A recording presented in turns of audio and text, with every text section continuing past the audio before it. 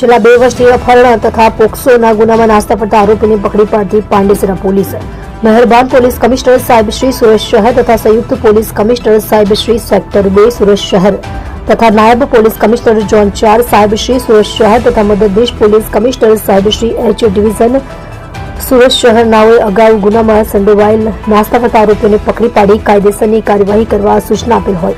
જે સૂચનાને આધારે police inspector Shri H M Gadhvi નાઓના માર્ગદર્શન હેઠળ સર્વેલન્સ સ્ટાફના પોલીસ સબ ઇન્સ્પેક્ટર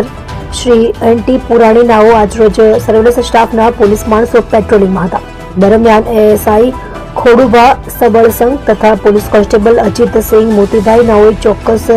સંયુક્ત બાતમી હકીકતના આધારે પાંડેસરા પોલીસ સ્ટેશન એ ગુનો રજિસ્ટર્ડ નંબર 2023 ઇફિકો કલમ 363, 366, 376 જે એન 376 DA 342 તથા પોક્સો એક્ટ 112 ની કલમ 4, 5 કે L 6 મુજબ અપહરણ તેમજ પોક્સો એક્ટના ગુનામાં સંડોવાયેલ આરોપી નામે ઇન્દ્રજીત યોગેન્દ્ર યાદવ, ઉંમર વર્ષ 24, ધંધો ગેરેજમાં નોકરી, રહે પ્લોટ નંબર 173, મહાદેવનગર, રાધાકૃષ્ણ સોસાયટીની બાજુમાં, પાંડેસરા, સુરત, મૂળ ગામ પરસાહી, પોસ્ટ સિદ્ધપ, થાના લદનિયા, જિલ્લો મધુબની, બિહાર નાઓને પકડી પાડી ખરાઈ કરતા મજકૂર આરોપીએ પોતાના ગુનાની કબૂલાત કરેલ હોય અને જે આરોપી વિરુદ્ધમાં